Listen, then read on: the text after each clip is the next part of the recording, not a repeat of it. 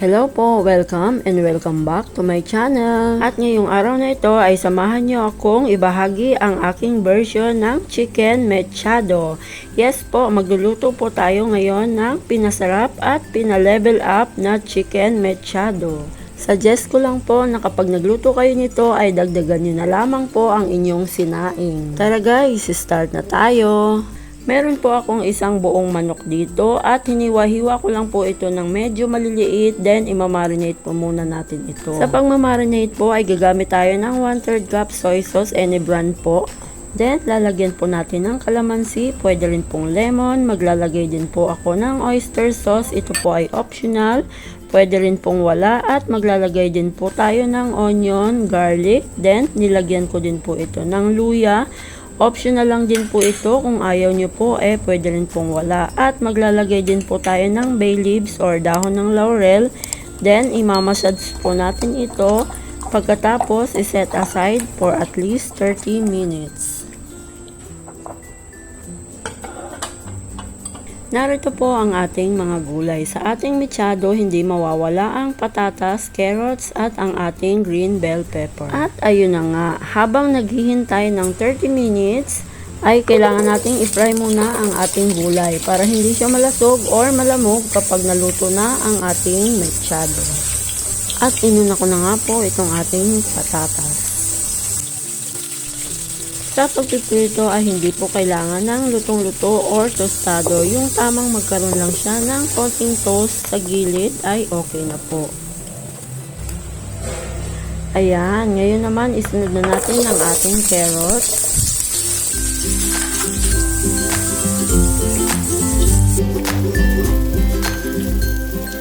Okay na po ito at hanguin lang po natin at isusunod na rin po natin ang ating green bell pepper. Dito po sa ating bell pepper, pwede po tayong gumamit ng kahit anong kulay.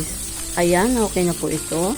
Then after 30 minutes of marinade, pwede na po nating i-pan fry ang ating manok. Ipirito lang po natin ito ng bahagya. At sa mga nagtatanong kung bakit pa ipiprito, pwede namang idiretso na lang ng luto. Well, ang sabi nila at based na rin sa aking experience, mas masarap at malinamnam po talaga ang ganito. At isa pa, hindi po madudurog ang ating manok kapag niluto kasi nga naprito siya. At ayan, okay na po ang ating chicken. Mga mami, hindi na po natin kailangan pang maghiwa ng another ingredients dahil itong pinagmarinitan lang din natin ang ating gagamitin. At yung sabaw naman po ay gagamitin pa rin po natin yan mamaya. Ayan, igisa lang po natin.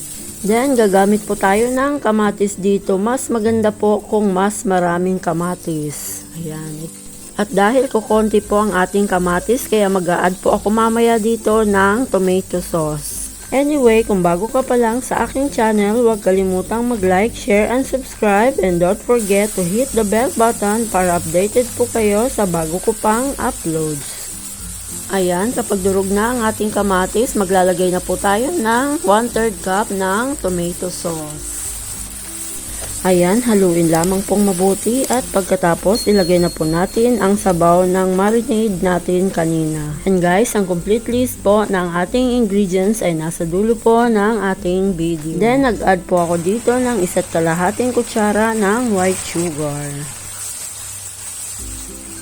At maglalagay din po ako dito ng green peas, then chicken powder, at ground black pepper. Then mag-a-add din po ako dito ng konting asin. I-adjust nyo na lamang po according to your taste. This time, pwede na po nating ilagay ang ating chicken. Ayan, at kung umabot ka man sa part na ito, pa-comment naman po kung saan lugar nyo pinapanood ang video ito para alam ko kung saan na nakarating ang ating video. At ngayon naman po, ilagay na po natin ang ating mga gulay. Ayan. Takpan at lutuin lamang po natin ito sa mahinang apoy ng at least 10 minutes. Then pwede na po natin itong iserve sa ating buong pamilya. Ayan, and then after 10 minutes, hahaluin ko lamang po ito. Ayan, haluin lamang po natin ito ng dahan-dahan, baka maglaglagan. Maliit lang po ang ating kawali. Ayan, no? Amoy pa lang, ulam na. Napakasarap po talaga nito. At talaga namang uulit-ulitin nyo to. Ayan, luto na po ito. At pwede na po natin itong hanguin at iserve sa ating pamilya. And mga mami, narito po ang kompletong listahan ng ating mga ingredients.